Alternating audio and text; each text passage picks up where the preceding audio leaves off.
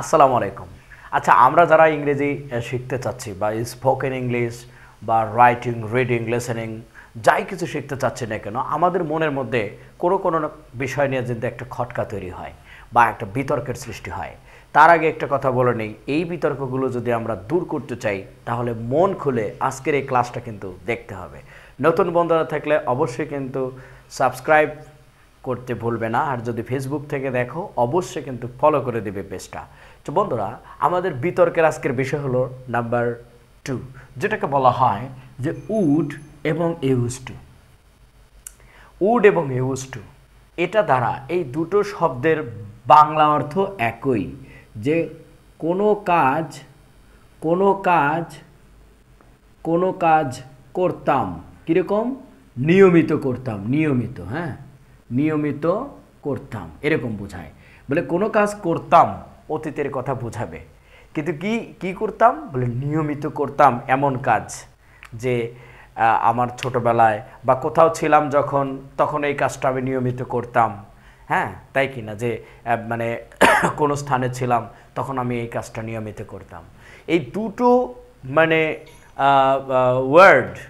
দুটো ওয়ার্ডের অর্থ একই এবং এর মধ্যে একটু ভিন্নতা রয়েছে। সেই ভিন্নতাটা আজকে আমরা খুঁজে বের করব। চলো শুরু করা যাক। আজকের এই ক্লাসের প্রথম উদাহরণটা কি দেওয়া আছে আমরা একটু দেখি। বলছে, আমি যখন ছোট ছিলাম প্রচুর সাঁতার কাটতাম। আমি যখন ছোট ছিলাম প্রচুর কি করতাম? সাঁতার কাটতাম। তো বন্ধুরা, এখানে যেহেতু যখন আছে তাহলে আমরা প্রশ্নটা ওয়েন দিয়ে শুরু করব। ওয়েন আর সাবজেক্ট কি? বলে আই। ওয়েন আই, যেহেতু ছিলাম আছে তাহলে ওয়াজ লিখতে হবে। ওয়েন আই ওয়াজ, হ্যাঁ, ওয়েন আই ওয়াজ, যখন আমি ছিলাম, কি ছিলাম? ছোট ছিলাম। When I was little, when I was কি? লিটল। বা when I was a small boy, যেটাই বলি না কেন, when I was a little boy, হ্যাঁ, when I was a little boy, যখন আমি ছোট ছেলে ছিলাম, প্রচুর সাঁতার কাটতাম।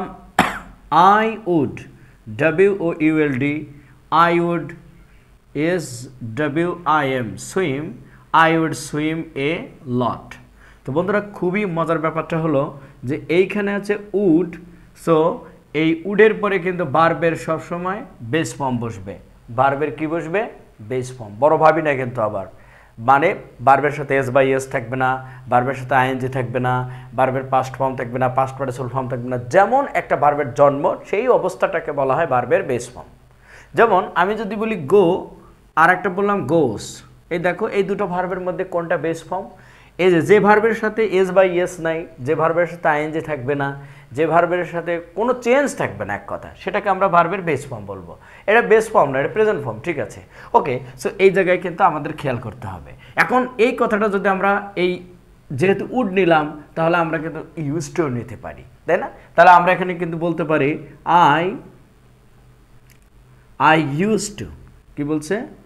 I used to swim, SWIM, swim a lot, মানে আমি প্রচুর সাঁতার কাটতাম। বন্ধুরা, এখানে কিন্তু একটা জিনিস আমরা মাঝে মধ্যে ভুল করে বসি। অনেকে হয়তো দেখছে যে উড ইউজ টু, যেহেতু ইউজডের পরে যেহেতু টু আছে, তাহলে আমরা উডের পরে টু ব্যবহার করব, তাহলে কিন্তু মারাত্মক ভুল হবে। সো এই ভুলটা করা যাবে না। ওকে, সো তাহলে আমরা এই ক্ষেত্রেও মানে কি ব্যবহার করব? উড ব্যবহার করব বা ইউজ টু, দুটোই ব্যবহার করব। কি কারণে দুটোই ব্যবহার করলাম ভাই?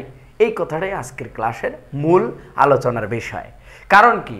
যে আমি যখন ছোট ছিলাম আমি প্রচুর সাঁতার কাটতাম। ভাই, এটা কি মিথ্যা কথা? মিথ্যা কথা বলেছি আমি? বা এখন যদি আপনাকে জিজ্ঞেস করা হয় যে আপনি ছোটোকালে কি বেশি করতেন, আপনাদের মধ্যে একজন হয়তো বললো যে আমি যখন হাই স্কুলে ছিলাম প্রচুর বিড়ি টানতাম। এখন ও যে প্রচুর বিড়ি টানে, তাই না, ও ওই কথাটা যদি বলে যে when I was high school student, when I was a high school student, I used to smoke a lot, অথবা I would smoke a lot, দুটোই কারেক্ট। কারণ ও বিড়ি টানছে তাই ও বলছে। কিন্তু আমরা যদি এই জন্য এটাকে আমরা কি বলবো? এটা রিয়াল সেন্টেন্স, রিয়াল, এটার নাম কি? রিয়াল। আবার রিয়াল মাদ্রিদ মনে করো না। দেখো, তাহলে এই কথাটা আমরা লিখে দা, মানে এখানেও কিন্তু যখন আছে, এবং ছিল আছে। তাহলে বন্ধুরা দেখো আমরা কিন্তু যখন কথাটা আগে লিখবো যে ওয়েন দ্য গার্ল, এখানে কিন্তু the girl, when the girl কি লিখবো was, when the girl was, তাই না? ওয়েন দ্য গার্ল ওয়াজ কবি এ পোয়েট, পিওইটি পোয়েট। এখন এখানে কিন্তু বলা হয় না মেয়েটি যখন কবি ছিল, একজন কবি ছিল লেখা নাই, কিন্তু আমি আ পোয়েট কেন লিখলাম? ভাই পোয়েট একটা কমন নাউন, সো কমন নাউনের পূর্বে সবসময় চেষ্টা করবা মানে যে আর্টিকেল ব্যবহার করতে হয়, কারণ কমন নাউনের পূর্বে আর্টিকেল না দিলে কি বোঝায়, কি কবি ছিল, কয়জন কবি ছিল, এরকম তো বোঝাচ্ছে না, যেন আ পোয়েট লিখলাম। When the girl was a poet, তাহলে সে কী করতো, প্রচুর কবিতা লিখতো। তাহলে আমরা এখানে একটা ছোট্ট করে কমা দিব যে সি, তাহলে গার্ল যেহেতু তাহলে আমরা কি নিলাম সি। তাহলে সি কবিতা লেখার ইংলিশ কি, compose, COMPOSED, she composed many poems। দেখো she composed, কবিতা লেখার ইংলিশ কিন্তু রাইট না লেখাটাই ভালো, কবিতা লেখার ইংলিশ হচ্ছে কম্পোজ, কম্পোজ মানে কবিতা লেখা। So when the girl was a poet, যখন মেয়েটি কবি ছিল। আচ্ছা কবি না হলে এটাও একটা রিয়েল ঘটনা, এটাও একটা কি ঘটনা, REAL, রিয়েল ঘটনা। তাহলে এখানে কিন্তু আমরা শি ইউজ টু লিখতে পারি, she use to compose. Oh sorry, আচ্ছা আই এম এক্সট্রিমলি সরি, এখানে কিন্তু আমাদের এই যে উড দিতে ভুলে গিয়েছিলাম আর কি, একটু মিস্টেক হয়ে গেছে। তাহলে আমরা লিখলাম শি উড, WOULD, উড, এখানে কি লিখবো কম্পোজ, শি উড কম্পোজ লিখবো, COMPOSE, কম্পোজ মেনি, এই যে many poems, POEMS, poems, many poems লিখলাম।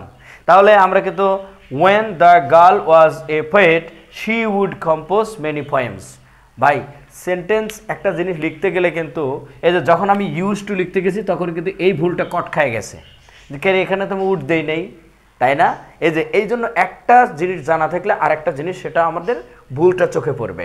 তাহলে এই জন্য বলছে when the girl was a poet she would compose many poems. আবার শি ইউজ টু কম্পোজ লিখতে পারি, she use to compose many poems. ভাই এই দুটোর মধ্যে এই মুহূর্তে কিন্তু আমরা এখানে দুটো এক্সাম্পল নিয়ে আসছি। একটা হলো যে আমার যদি একটা ক্যামেরা থাকতো তাহলে প্রচুর ছবি তুলতাম। এক্ষেত্রে আমরা বলবো বন্ধুরা, এখানে আমরা কিন্তু একটা কথা বলতে পারি, আমাকে যদি কেউ জিজ্ঞেস করায়, আমাকে যদি কেউ বলে যে উড এবং ইউজ টু অর্থ তো একই, কিন্তু দুটার মধ্যে পাওয়ারফুল কোনটা বেশি, দুটার মধ্যে সবচেয়ে শক্তিশালী কোনটা কিছু, আমি বলবো এই উড হচ্ছে বেশি শক্তিশালী। উড হলো বস, উড কি বস। কারণ কি, যে উড যেমন আমরা যদি বলি সবজির মধ্যে সবচেয়ে জনপ্রিয় সবজি কোনটি, আলু, কারণ এক ভেজে খাওয়া যায়, রান্না করে খাওয়া যায়, ভর্তা করে খাওয়া যায়, সব কিছু করে খাওয়া যায়। তাহলে এই উড অল টাইম ব্যবহার করা যাবে। এই যে আমি এখানে লিখেছি আনরিয়েল বা অবাস্তব বা কাল্পনিক, এই যে এখানে বলেছে আমার যদি একটা ক্যামেরা থাকতো প্রচুর ছবি তুলতাম। ক্যামেরা থাকতো বলেছে, ওর তো ক্যামেরা নাই, আছে কি নাই কিন্তু ক্যামেরা। তো এখানে ঠিক বলেছে সে যদি প্রধানমন্ত্রী হতো সে পালাতো না, সে কি করতো না, পালাতো না। ভাই প্রধানমন্ত্রী তো আর ও হয় নাই, ওর মনের কথা। এখন মনে মনে তুমি বললা যে আমি যদি তার জামাই হইতাম তাহলে তাকে নিয়ে আমি স্বপ্নপুরী থেকে শুরু করে সুইজারল্যান্ড ইংল্যান্ড ঘুরে বেড়াইতাম, এত তোমার মনের কথা রে ভাই। এই যে আনরিয়েল ঘটনার ক্ষেত্রে আমরা উড ব্যবহার করবো, ইউজ টু ব্যবহার করা যাবে না, যাবে না, যাবে না। ওকে, সো এই জন্য আমি বলেছি উড হলো বস, কারণ উডকে সবসময় ব্যবহার করা যাবে। ঠিক আছে, খুবই মজার একটা ব্যাপার। তাহলে আমরা এখানে একটু লিখি যে আমার যদি একটা ক্যামেরায় থাকতো, তাহলে যদি আছে এখানে ভাই, যদি থাকলে আমাদের ইফ লিখবো। এর আগে ছিল যখন, আর এখানে আছে কি যদি। যখন থাকলে ওয়েন লিখতাম, আর যেহেতু যদি আছে তাই আমরা কি লিখলাম if. So if I had a camera, CAMERA, তাই না?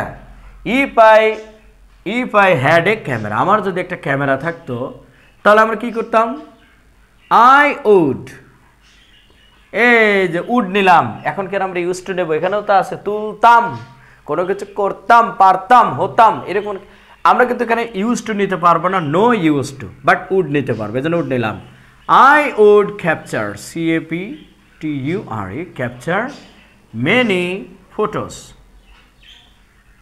ভাই যখন ঘটনাগুলো রিয়েল ছিল তখন কিন্তু আমরা উডের কাছে আমরা ইউজড ব্যবহার করেছি বাট এখানে কিন্তু ইউজড ব্যবহার করছি না কারণ কি ঘটনাটা এরকম যে অবশ্যই আমাদের খেয়াল রাখতে হবে যে ঘটনাটা যদি কাল্পনিক হয় আনরিয়েল হয় তখন আমরা উড ব্যবহার করবো ওটা ইউজড না তাহলে এটা কি হবে সে যদি প্রধানমন্ত্রী হতো তাহলে আমরা লিখলাম if he had been a prime minister তাই না PRIME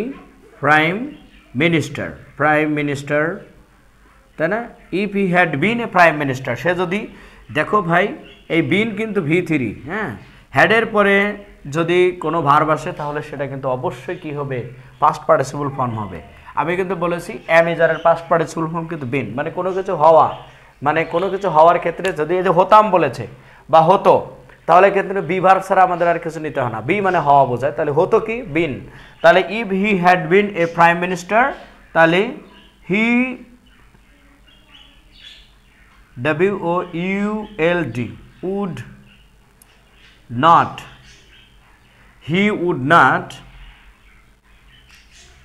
আচ্ছা তাহলে আমরা লিখতে পারি না would not না would have এর সাথে আমাদের কি বসাবো would haven't he would haven't flee would haven't flee would have not তাই না তারপরে যদি আমরা লিখি আমরা লিখব he wouldn't have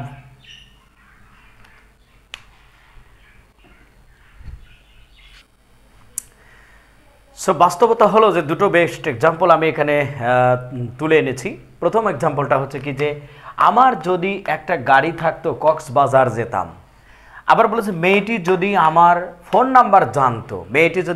নাম্বার জানতো আমাকে ফোন দিত তো ভাই এই যে কক্সবাজার যেতাম আর এখানে বলেছে আমাকে ফোন দিত এই যে মানে কি বলা হয় এক ধরনের কাল্পনিক যে একটা কথা যে বলা হচ্ছে যে আমার যদি একটা গাড়ি থাকতো ভাই গাড়ি তো আর নাই গাড়ি থাকতো এরকম বোঝাইতেছে যে আমার যদি একটা গাড়ি থাকতো এমন তো আর বলে নাই যে আমার যদি গাড়ি মানে আমার গাড়ি আছে এরকম বলে নাই আমার যদি গাড়ি থাকতো আবার এখানে বলেছে কি মেয়েটি যদি আমার ফোন নাম্বার জানতো ফোন নাম্বার তো জানে না তাই না তো তখন সে কি করতো আমাকে ফোন দিত ভাই এই জায়গায় কিন্তু আমাদের আর ইউজ টু ব্যবহার করা যাবে না most probably this is very essential for us আমি আবারও বলছি উড এবং ইউজ টুর মধ্যে যদি বলা হয় যে সবচেয়ে পাওয়ারফুল কোনটা তাহলে আমি বলবো এই উড হলো পাওয়ারফুল উড হলো বস আমি এটাকে বস বলবো উড হলো বস কারণ উড রিয়েল এবং আনরিয়েল দুই ক্ষেত্রে ব্যবহার করা যায় আগের যে এক্সাম্পলগুলো আমরা দিয়েছি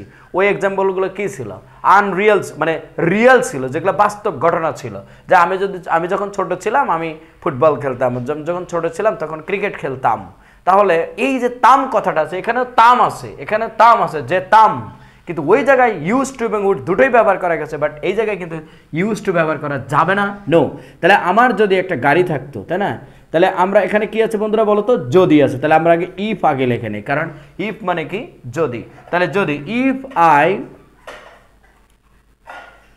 আই হ্যাড এ কার আমার যদি একটা গাড়ি থাকতো তাহলে এখানে কি করতাম কক্সবাজার যেতাম কে যেত আমি যেতাম তাহলে আই উড হবে এই যে আই উড এই যে গো টু কক্সেস বাজার তাই না কক্সেস বাজার সো ভাই আমি আশা করি বিষয়টা মনে অনেক সহজভাবে বোঝাতে পেরেছি যে এই বাক্যগুলো যেহেতু কাল্পনিক অথবা অবাস্তব তাই না অবাস্তব তাই এক্ষেত্রে আমরা কিন্তু উডের ব্যবহার করব বাট ইউজ টু এর ব্যবহার করব না এই ইউজ টু এর ব্যবহার করা যাবে না বাট উডের ব্যবহার করব এজন্য উড রিয়েল অ্যান্ড রিয়েল দুই ক্ষেত্রে ব্যবহার করা যায় বাট ইউজ টু দুই ক্ষেত্রে ব্যবহার করা যায় না এখানে বলেছে মেয়েটি যদি আমার ফোন নাম্বার জানতো তাহলে আমরা লিখবো যে ইফ এই যে যেহেতু যদি আছে তাই আমরা ইফ নিলাম if the girl had known my phone number অর্থাৎ সংক্ষেপে লিখলাম PH phone number phone NUMBER phone number মেয়েটি যদি আমার ফোন নাম্বার জানতো, দেখো বন্ধুরা হেডের পরে কিন্তু V3 আছে। হেডের পরে কি আমরা জানি, হেডের পরে অবশ্যই V3 হবে। If the girl had known my phone number, আমাকে কল দিত, তাহলে আমরা এখানে লিখবো কে কল দিত, মেয়েটি। শি উড, এই যে এখানে কিন্তু আর আমরা ইউজ টু নিচ্ছি না, এখানে উড নিচ্ছি বাট ইউজ টু নিচ্ছি না। She would call me, she would কি কল মি, তাহলে সে আমাকে কি করতো, ফোন দিত বা কল করতো, তাই কি না?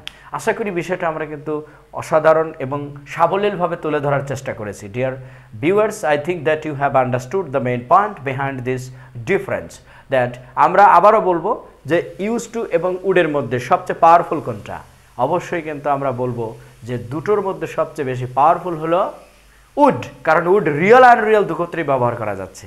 কিন্তু ইউজ টু এর আর একটা ব্যবহার আছে যেখানে আর উড ব্যবহার করা যাবে না, সেই সেই সেই জিনিসটাও আমরা একটু দেখে আসি, তাই না? তো এই জায়গায় উড ব্যবহার করা গেল, ইউজ টু ব্যবহার করা গেল না। আর একটা জায়গা আছে যেখানে ইউজ টু ব্যবহার করা যাবে বাট উড ব্যবহার করা যাবে না। খুব মজার একটা ঘটনা না? সো ভাই, আমাদের ইউজ টু এর লাস্ট টপিকে আসলাম, যেখানে এখন ইউজ টু ব্যবহার করা যাবে বাট উড ব্যবহার করা যাবে না। খুবই মজার ব্যাপারটা হলো যে আমি যখন ঢাকাতে ছিলাম ফুটবল খেলায় অভ্যস্ত ছিলাম। আবার এখানে বলছে সে আমাকে বলল সে ধূমপানে অভ্যস্ত নয়। ভাই, কোনো কথার মধ্যে যদি অভ্যস্ত বোঝায়, অভ্যস্ত মানে কি একেবারে নিয়মিত, যেমন এই অভ্যস্তটা আমরা অতীতেও থাকতে পারি, বর্তমানেও থাকতে পারি। এক্ষেত্রে আমাদের ইউজ টু এর পূর্বে অবশ্যই একটা বিভার্ব নিতে হবে। বিভার্ব কি? ওই যে এম, এই যে ইজ, আর, ওয়াজ অথবা ওয়ার। পাস্ট টেন্স হলে ওয়াজ আর নেব, আর প্রেজেন্ট টেন্স হলে এই এম ইজ আর নেব। আমি আমি আমি মনে হয় চেষ্টা করছি যে খুব সহজভাবে বোঝানোর জন্য, কিন্তু ভার্বের সাথে কিন্তু এক্ষেত্রে আইএনজি হবে। আগে ইউজ টু এবং উডের ক্ষেত্রে কিন্তু আমাদের ভার্বের সাথে কোনো আইএনজি ছিল না, বাট এখানে কিন্তু আমাদের আইএনজি নিতে হচ্ছে। কারণ কি? এই যে গেট, গট, ইউজ টু বা বি ইউজ টু, অর্থাৎ একটা অ্যামিজার নিতে হবে, তারপরে ইউজ টু ব্যবহার করতে হবে, এই জন্য ভার্বের আইএনজি হবে। আর অভ্যস্ত বলতে কি, যে কাজটা নিয়মিত করা হয়, কোনো ব্রেক নাই। যেমন আমি কি বলছে যে যে কাজের মধ্যে কোনো ব্রেক থাকবে না, যেমন আমি ধূমপানে অভ্যস্ত নয়, আমি ধূমপান করি না, মানে আগে করতাম এখন আর করি না। তো বন্ধুরা, আমরা তাহলে আমি যখন ঢাকাতে ছিলাম, তাহলে আমরা যেহেতু যখন আছে তাই আমরা ওয়েন দিয়ে সেন্টেন্সটা শুরু করি। When I was in Dhaka, when I was in কোথায়? ঢাকা। যখন আমি ঢাকাতে ছিলাম, তাহলে এই যে ফুটবল খেলায় অভ্যস্ত ছিলাম, কে ছিল? বলে আমি ছিলাম। তাহলে আই ইউজ টু, আই শুধু ইউজ টু লিখবো? নো, আই ওয়াজ, এই যে ছিলাম আছে তাই ওয়াজ নিলাম। এই যে use two, I was use to. ভাই ভালো করে বোঝেন, আগের বার যখন আমরা ইউজ টু নিয়েছিলাম তার পূর্বে কিন্তু যে ওয়াজ, ওয়ার বা এম, ইজার এগুলো নেই। আর ওখানে এই অভ্যস্ত কথাটাও ছিল না, ওখানে ছিল তাম তাম তাম। আর এখানে কি অভ্যস্ত আছে, মানে কি কোনো কাজে অভ্যস্ত। তাহলে কি লিখবো? আই ওয়াজ ইউজ টু কি লিখবো? Playing football. আবার এই যে প্লেয়ের সাথে কিন্তু আমরা আইএনজি দিলাম। আগের গুলাতে কিন্তু কোনো আইএনজি ছিল না। প্লেয়িং কি? ফুটবল। এই যে ফুটবল। আবার অনেকে হয়তো এরকম বলবে যে হ্যাঁ, আমি উডের পরে দিয়ে উড বিভার্বের পরে I am would going, no, ভুল হবে, কারণ এখানে উডের ব্যবহার করাই যাবে না, নো নেভার। তাহলে এই সেন্টেন্সটা আমরা লিখব, সে বলল, যেহেতু ল আছে তাই আমরা লিখব যে শি টোল্ড মি। এর আগের ক্লাসে কিন্তু সে এবং টেলের ব্যবহার আমি বলেছি যে শি টোল্ড মি এটাও লেখা যাবে, আবার শি সেইড টু মি এটাও লেখা যাবে, শি সেইড টু মি এটাও লেখা যাবে। কারণ সেইড টু এর পরে সরাসরি ব্যক্তি আসে না, সেইডের পরে যেন মাঝখানে একটা টু চলে আসে, তাহলে সেইড টু মি এটা কারেক্ট। শি টোল্ড মি, আবার টোল্ডের পরে টু দেওয়া যাবে না, এটা কিন্তু বলেছি। সে আমাকে বললো, তাহলে ইনভার্টেড কমা দিলাম। সে ধূমপান, তাহলে বলে শি ইজ নট, তাহলে শি ইজ নট। এদের নট না থাকার কারণে, নয় থাকার কারণে আমরা ইজ নট লিখলাম, শি ইজ নট। এই যে আবার ইউজ টু নেব, এই যে কী নিলাম? Use to. এই যে ইউজ টু নিলাম, হ্যাঁ, she is not use to কি? Smoking. She is not use to smoking মানে ধূমপান করা, আমরা আইএনজি যোগ করে দিলাম smoking. She is not use to smoking. তাহলে এখন যদি আমি একটা ছোট্ট করে হোমওয়ার্ক দেই, আশা করি 3টা হোমওয়ার্ক আমি দেবো, 3টা সেন্টেন্সের জন্য আমি 3টা হোমওয়ার্ক দেবো। That will be very helpful for everybody. Okay, আমি 3টা হোমওয়ার্ক দেবো। আশা করি যারা আমার এই ক্লাসটা বুঝেছে তারা অবশ্যই ভালোবেসে কমেন্ট করবেন, কোথা থেকে কমেন্ট করছেন সেটাও জানাবেন। তো নাম্বার 1 যদি বলি যে আমি যদি আমি যদি রাজা হতাম, আমি যদি কি রাজা হতাম, গরিবদের সাহায্য করতাম, গরিবদের সাহায্য করতাম। হ্যাঁ, আমি যদি কি বলছি, আমি যদি রাজা হতাম গরিবদের সাহায্য, এরকম যে আমরা তিনটা এক্সাম্পল নিয়ে আসছি যে আমি যদি রাজা হতাম তাহলে গরিবদের সাহায্য করতাম। ভাই এখানে যদি আছে, কিন্তু এখানে কিন্তু যদি আছে, আবার এখানে যেহেতু আছে, যেহেতুর ইংলিশ কিন্তু অ্যাজ বা সিন্সও দেওয়া যেতে পারে, আমি একটু সহজ করে দিচ্ছি। আর যদি কিন্তু আগে আসবে, অ্যাজ বা সিন্স আগে বসবে। যেহেতু আমি কলকাতায় ছিলাম, ছিলাম থাকা অর্থে আমরা কিন্তু অজার ব্যবহার করব। মেয়েটির সাথে নিয়মিত দেখা করতাম। তো এখানে কিন্তু বলা হয়েছে যে মানে এখানে তাম আছে, এখানে তাম আছে, এখানে তাম আছে, কিন্তু আমি যদি রাজা হতাম, তাহলে ভাই এটা কিন্তু একটা, এই তিনটা সেন্টেন্সের মধ্যে একটা কাল্পনিক আছে। এই যে একটা কাল্পনিক, রাজা হতাম, রাজা কিন্তু সে না। আর এইটা হচ্ছে কি, যে এটা কিন্তু রিয়েল। যেহেতু আমি কলকাতায় ছিলাম, আমি নিজে বলতেছি, যেহেতু আমি কলকাতায় ছিলাম, মেয়েটির সাথে নিয়মিত দেখা করতাম। ঠিক আছে, এটা আমার বাস্তব রিয়েল কথা বললাম। সো রিয়েলের ক্ষেত্রে কিন্তু আমাদের মাথায় রাখতে হবে কোনটা ব্যবহার করা যাবে না, আর আনরিয়েলের ক্ষেত্রে কোনটা ব্যবহার করা যাবে না, সেটা কিন্তু আমরা জানি। সে সাঁতার কাটতে অভ্যস্ত, এখানে অভ্যস্ত আছে, সে সাঁতার কাটতে অভ্যস্ত। অ্যামেজার হবে নাকি ওয়াজার হবে, সেটা কিন্তু আপনারা অবশ্যই কমেন্ট করে জানাবেন। আশা করি ক্লাসটা ভালো লেগেছে। If you have enjoyed this class, please don't forget to subscribe and follow my page and channel. As you are learning English, I think that you have a strong emotion in your mind that you want to do something better for your life, and you are practicing all the time to do something better for your life. And please don't forget to establish yourself as one kind of celebrated person of your life. Thank you very much. Best of luck. Bhalo থাকবেন।